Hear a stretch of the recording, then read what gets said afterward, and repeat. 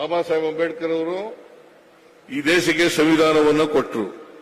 ಸಂವಿಧಾನದಲ್ಲಿ ಸ್ವಾತಂತ್ರ್ಯ, ಸಮಾನತೆ, ಭ್ರಾತೃತ್ವ, ಸ್ವಾತಂತ್ರ್ಯ, ಸಮಾನತೆ, ಭ್ರಾತೃತ್ವ ಇವುಗಳನ್ನ ಸಮಾಜದಲ್ಲಿ, ದೇಶದಲ್ಲಿ ಸ್ಥಾಪನೆ ಮಾಡಬೇಕು ಅಂತ ಸಂವಿಧಾನದಲ್ಲಿ ಹೇಳಿದ್ದಾರೆ.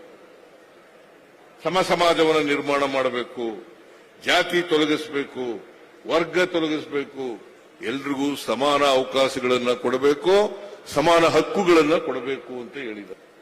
ಸಮಾನ ಹಕ್ಕುಗಳು ಇಲ್ಲದೆ ಹೋದ್ರೆ, ಸಮಾನ ಅವಕಾಶಗಳು ಇಲ್ಲದೆ ಹೋದ್ರೆ ದೇಶದಲ್ಲಿ ಸ್ವಾತಂತ್ರ್ಯ ಬಂದದಕ್ಕೆ ಸಾರ್ಥಕ ಆಗಲ್ಲ. ಸ್ವಾತಂತ್ರ್ಯ ಬಂದು ರಾಜಕೀಯ ಸ್ವಾತಂತ್ರ್ಯ ಆಗಬಹುದು, ಆದರೆ ಸಾಮಾಜಿಕವಾಗಿ, ಆರ್ಥಿಕವಾಗಿ ಸಮಾನತೆ ಬರಬೇಕು.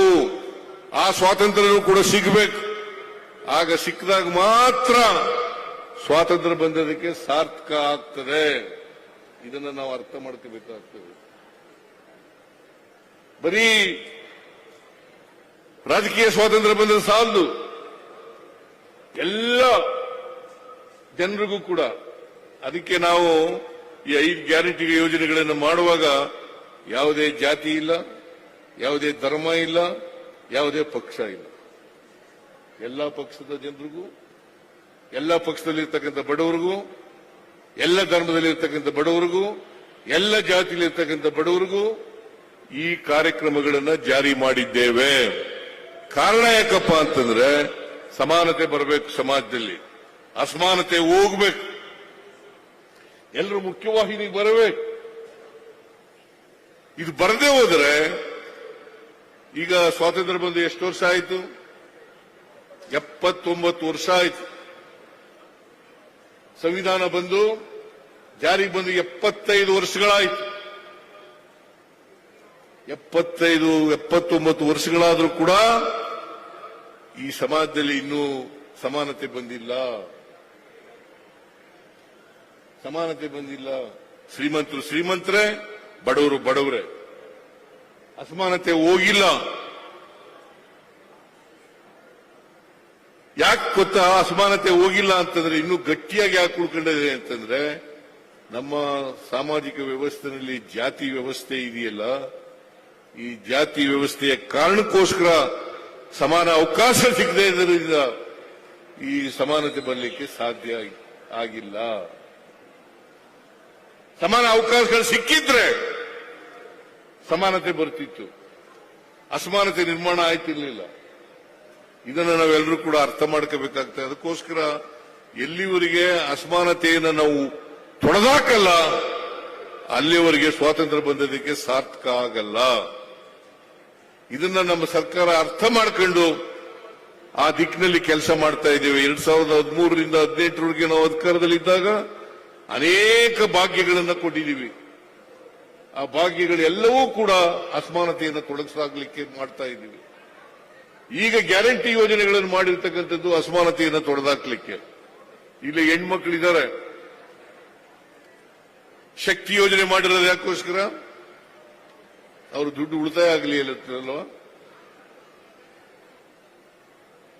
ಇದು ವೇಸ್ಟ್ ಅಂತ ನನ್ನ ಕೆಲವರು ಮಾತಾಡ್ತಾ ಇದ್ದಾರೆ. ಇದನ್ನ ಈ ಕಾರ್ಯಕ್ರಮ ಮಾಡಬಾರ್ದಾಗಿತ್ತು ಅಂತ ಕೂಡ ಮಾತಾಡ್ತಾರೆ.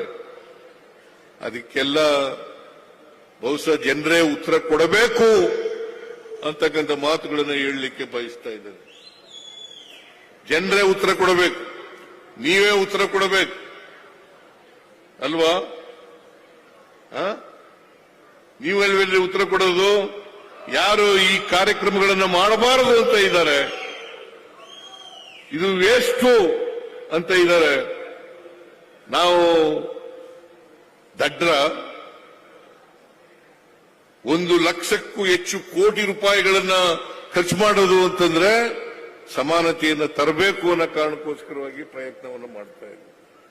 ಅದರಿಂದ ನಾನು ಹೆಚ್ಚು ಮಾತಾಡಕ್ ಹೋಗಲ್ಲ. ಯಾಕಂತಂದ್ರೆ ಬಹಳ ಜನ ಬೆಳಿಗ್ಗೆನೆ ಬಂದ್ಬಿಟ್ಟಿದ್ದಾರೆ ಅಲ್ವಾ? 10 ಗಂಟೆಗೆ ಬಂದ್ಬಿಟ್ಟಿದ್ದಾರೆ. ನಾವು ಬಂದಾಗೆಲ್ಲ ಬರ್ತಿ ಇತ್ತು, ಈಗ ಸ್ವಲ್ಪ ಎಲ್ಲ ಖಾಲಿ ಆಗ್ಬಿಟ್ಟಿದ್ದಾರೆ. ನೀನಿದ್ಯಪ್ಪ, ಆ ಕಡೆ ನೋಡಿದ್ಯಾ, ಹಿಂದ್ಗಡೆ ನೋಡಿದ್ಯಾ, ತಿರುಗಿ ನೋಡಿದ್ಯಾ?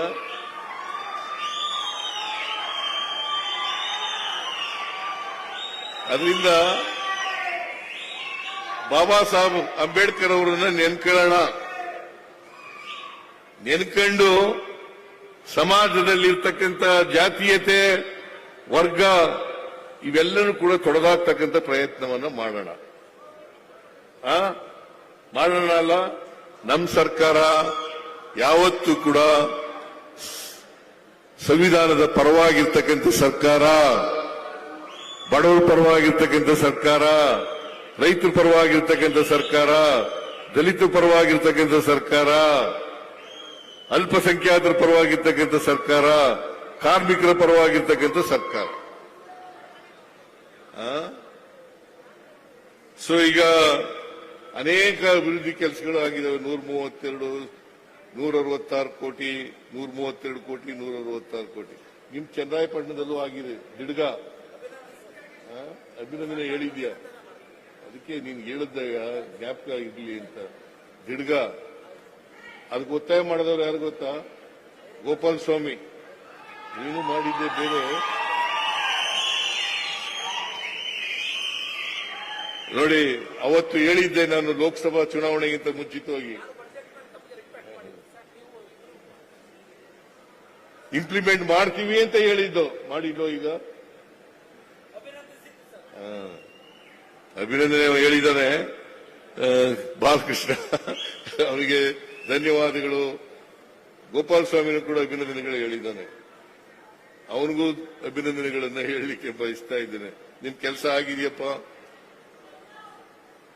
ಸೊ ಇಷ್ಟನ್ನ ಹೇಳಿ ಇವತ್ತು ಅನೇಕ ಶಂಕುಸ್ಥಾಪನೆ ಮತ್ತು ಉದ್ಘಾಟನೆ ಕಾರ್ಯಕ್ರಮಗಳು ನಡೆದಿದ್ದಾವೆ. ಇನ್ನು ಮುಂದೆನೂ ಕೂಡ ಮಾಡ್ತೇವೆ ಅಂತಕ್ಕಂಥ ಈ ಹಾಸನ ಜಿಲ್ಲೆಗೆ ವಿಶೇಷವಾದಂಥ ಗಮನ ಕೊಡುತ್ತೇವೆ ಅಂತಕ್ಕಂಥ ಮಾತುಗಳನ್ನ ಹೇಳಿ ನಿಮ್ಮೆಲ್ಲರಿಗೂ ಶುಭವಾಗಲಿ. ನಿಮ್ಗೆಲ್ಲರಿಗೂ ಧನ್ಯವಾದಗಳು. ಇಷ್ಟು ಮಾತನ್ನ ಹೇಳಿ ನನ್ನ ಮಾತುಗಳನ್ನು ಮುಗಿಸ್ತೇನೆ. ಜೈ ಹಿಂದ್, ಜೈ ಕರ್ನಾಟಕ.